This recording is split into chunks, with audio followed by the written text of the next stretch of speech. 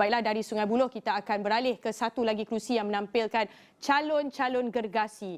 Namun ini menyaksikan 4 penjuru di Tambun, menyaksikan Aminuddin Hanafiah daripada Barisan Nasional, Ahmad Faizal Azumu Perikatan Nasional, Abdul Rahim Tahir daripada Pejuang, dan tentunya calon gergasi yang saya katakan tadi adalah Pakatan Harapan menawarkan Datuk Seri Anwar Ibrahim. Dan jika anda ke Tambun, yang penting kempen di sana juga panas. Kejap lagi kita akan berbual bersama Ridauddin Daud menyaksikan apa sebenarnya yang ada di sana. Dua calon gergasi yang saya katakan tadi adalah Datuk Seri Anwar Ibrahim dan juga Faizal Azumu yang masing-masing tidak menawarkan calon ataupun manifesto individu, namun mengangkat manifesto parti itu sendiri. Namun kedua-dua calon ini mempunyai kelebihan masing-masing.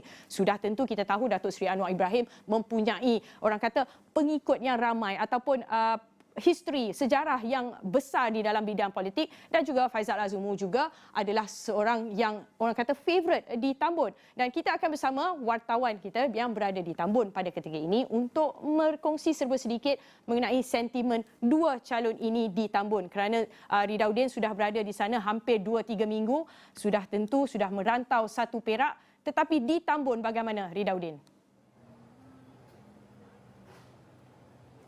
Baik, terima kasih Jasmine. Di Pusat Penyiaran Asia, ramai yang mungkin terlepas pandang sebenarnya. Di Tambun ini sebenarnya selain di kerusi panas bukan sahaja di Perak, malah di seluruh Malaysia sebenarnya. Ia juga melibatkan pertembungan 4A. Kemudian kita lihat Anwar Ibrahim, Abdul Rahim Tahir, Ahmad Faizal Azumu dan juga Aminuddin Hanafiah. Cuma persoalannya siapakah yang bakal mendapat A+ selepas 19 November nanti? Itulah yang sebenarnya masih lagi menjadi persoalan pada waktu ini. Dan sebenarnya di Tambun ini sebenarnya ada lebih 160,000 pengundi yang akan menjalankan tanggungjawab, lebih 30% berbanding pada PRU14 yang hanya merekodkan 107,000, lebih 107,000. Jadi kalau diikutkan sebenarnya memang kedua-dua figura besar ini, saya hanya fokuskan kepada dua saja, iaitu Datuk Seri Anwar Ibrahim dan juga Datuk Seri Ahmad Faizal Azumu, kerana dua nama inilah yang dilihat sejak daripada awal kempen, malah sebelum bermula penamaan calon pun sebenarnya sudah pun mula menggerakkan banyak perkara. Seperti contoh kalau kita lihat di bagaimana Datuk Seri Ahmad Faizal Azumu ataupun Peja lebih mesra dipanggil sebegitu.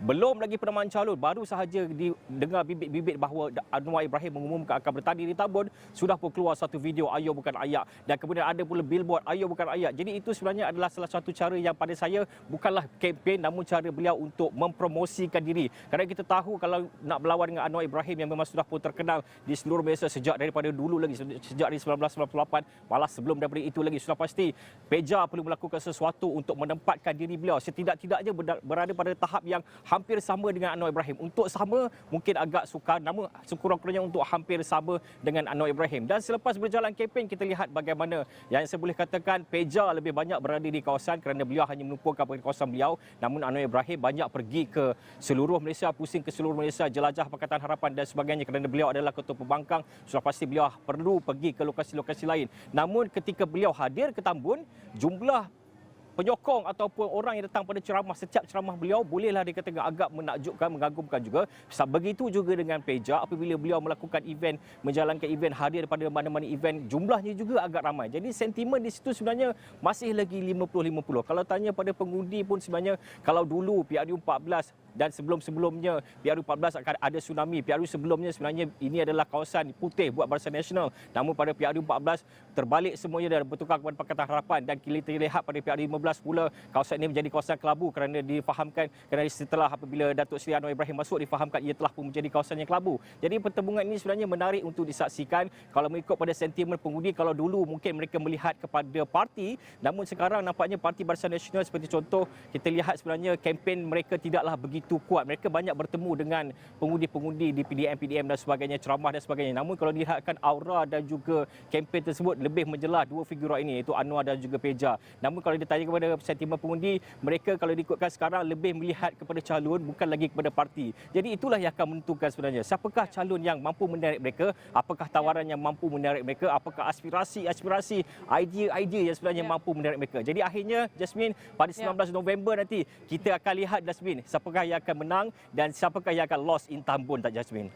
Jangan lost in Tambun dulu, Ridauddin. Akhir sekali, secara ringkas, kita tahu kalau kita lihat calon memang tidak boleh lawan dah. Tapi kita nak tahu isu yang paling utama dilihat oleh dua calon ini dan rakyat. Kerana tidak guna juga kalau menang, isu-isu itu tidak dapat diselesaikan. Satu, secara ringkas, Ridauddin.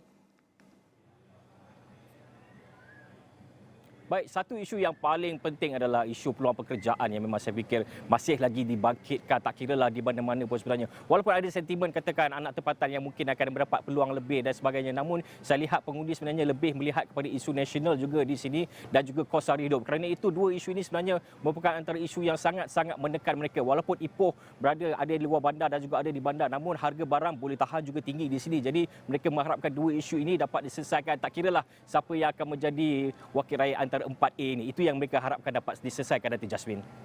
Baiklah Ridauddin, terima kasih atas perkongsian itu. Teruskan usaha anda. Tidak lama sahaja lagi, 19 hari bulan kita akan tahu apa ceritanya di Tambun. Minta-minta seperti Din kata tidak lost di Tambun. Baiklah, itu dia tadi rakan setugas Ridauddin Daud yang berada di Tambun.